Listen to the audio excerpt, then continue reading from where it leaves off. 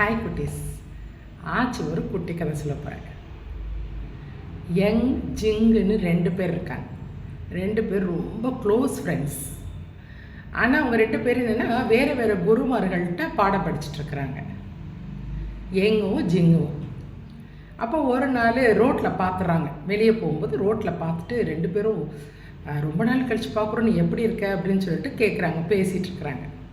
அப்புறம் யங் வந்து கேட்குறாரு ஜிங்கிட்ட, நீ எப்படி போயிட்டுருக்கு, உன்னோட படிப்பெல்லாம் நீ எப்படி போயிட்டுருக்கு, உன் பாடம்லாம் நல்லா சொல்லி தந்துட்டுருக்காங்களா அப்படிலாம் கேட்குறாரு. உடனே ஜிங்கு என்ன சொல்கிறாரு, இது என்ன பாடம், இது வந்து ஜென் தத்துவம் தான் நம்ம படிக்கிறது, ஜென் தத்துவங்கள், வாழ்க்கை முறைகள், அதுதான் நம்ம படிச்சுட்ருக்கோம் அப்படின்னு சொல்கிறார். அதெல்லாம் சரிதான், நல்லா சொல்லித்தராரு அவங்க குரு அப்படின்னு. சூப்பராக சொல்லித்தராரு. நேற்று கூட பார்த்துக்கோ, எல்லாரையும் வர சொல்லி எல்லாத்தையும் ஒன்றா சேர்த்து வச்சு பாராட்டினாரு அப்படின்னு. எல்லாத்தையும் யார், எனக்கு புரியலையே அப்படின்னு கேட்குறாரு யங். ஜிங்கு சொல்கிறாரு, இல்லை நாங்கள் படிச்சுட்ருக்கோம்ல, சீடர்கள்னு சொல்லுவாங்க, படிச்சுட்ருக்காங்கல்ல, எங்களை சமயக்காரவங்களை, கூட்டுறவங்களை, துப்புரவு தொழிலாளர்களை, மீதி ஒர்க் பண்ணுறவங்க எல்லாரையும் வர சொல்லி மொத்தமாக நிற்க வச்சு எங்கள் குரு எங்களை பாராட்டினாரு அப்படின்னு சொல்கிறாரு ஜிங்கு. உடனே எங்குக்கு முகம் மாறிடுச்சு. என்ன சொல்கிற நீ, நம்ம வந்து இது ஜென் தத்துவத்தை படிக்கிற சீடர்கள், அடுத்தது நம்ம பெரிய குருமாரா, பெரிய துறவியாக நம்ம மாற போகிறோம். நம்மளையும் ஒரு வேலை பார்க்குறவங்க, ஒரு சமயக்காரவங்க, கூட்டுறவங்க, இவங்களெல்லாம் வச்சுட்டு எல்லாம் ஈக்குவலாக, நம்மளும் அவங்க என்ன ஈக்குவலாக, எதுக்கு எல்லோரும் ஒன்றா வச்சு பாராட்டுறாரு உங்கள் குரு, இது சரியில்லையே அப்படின்னு சொல்கிறாரு யங்கு. ஏன்னா அவர் எல்லாத்தையும் நெகட்டிவாக பார்ப்பார். என்ன பார்த்தாலும் என்ன செஞ்சாலும் நெகட்டிவ்னா எதிர்மறை எண்ணங்கள் சொல்லுவாங்க, அது மட்டும் இருக்கவே கூடாது. சொன்னோன்னு ஜிங்குக்கு, ஆமாம் நீ சொல்கிறது கரெக்டு தான், எதுக்கு எல்லாரையும் ஒன்றா வச்சு எங்கள் குரு பாராட்டினாரு, எங்களை தனிப்பட்ட முறையில் எங்களை நிற்க வச்சு பாராட்டிருக்கலாமே, நான் உடனே போய் எங்கள் குருவை கேட்குறேன் அப்படின்னு சொல்லிட்டு வேகமாக போகிறார். எப்பயுமே ஒரு நெகட்டிவ் விஷயம் நம்ம சொல்கிறோன்னா அது ஈஸியாக ஏற்றுக்குவாங்க. ஆனால் ஒரு பாசிட்டிவாக ஒரு விஷயத்த சொல்லும்போது கேட்குறதுக்கு யோசிப்பாங்க. பாசிட்டிவ் நேர்மறை எண்ணங்கள் அதை சொல்லி பாருங்களேன், டக்குன்னு ஒருத்தங்க எடுத்துக்க மாட்டாங்க.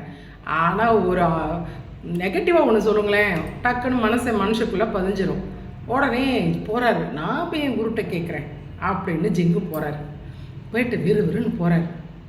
உடனே குரு கேட்குறாரு, என்னப்பா ஏன் இவ்வளோ பதத்தோடு வர, என்ன விஷயம், ஏன் இவ்வளோ பதட்டம் அப்படின்னு கேட்குறாரு. இல்லை குருவே, நான் உங்ககிட்ட ஒரு கேள்வி கேட்கணும் அப்படின்னு.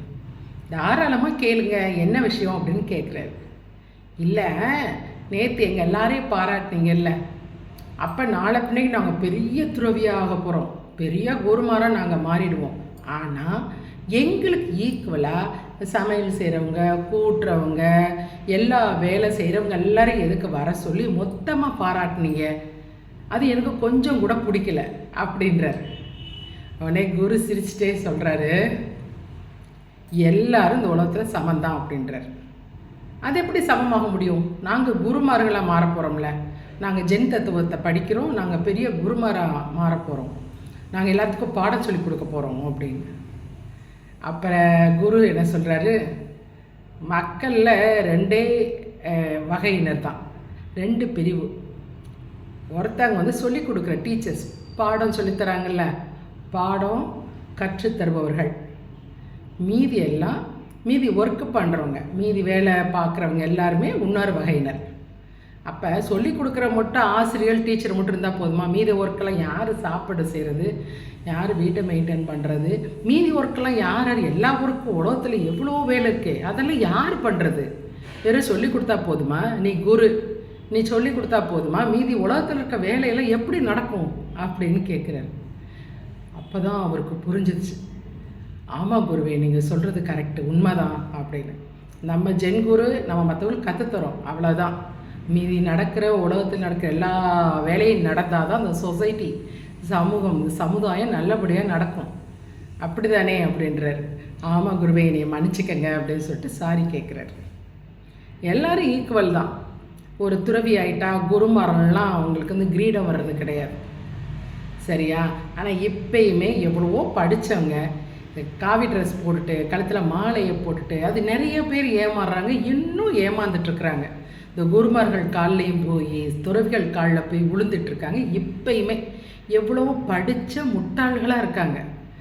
நீங்கள் குட்டி பிள்ளைங்க, நீங்கள் அதெல்லாம் ரொம்ப விழிப்புணர்வாக வாங்க, நிறைய யோசிங்க. எதுக்கு மற்றவங்கள்ட்ட போய் நம்ம ஒவ்வொரு சின்ன சின்ன விஷயம், குருமார்கள்னால் அவங்க என்ன காடு கிடையாது, அவங்களும் மனுஷன்தான், எல்லாரும் மனுஷங்க தான்.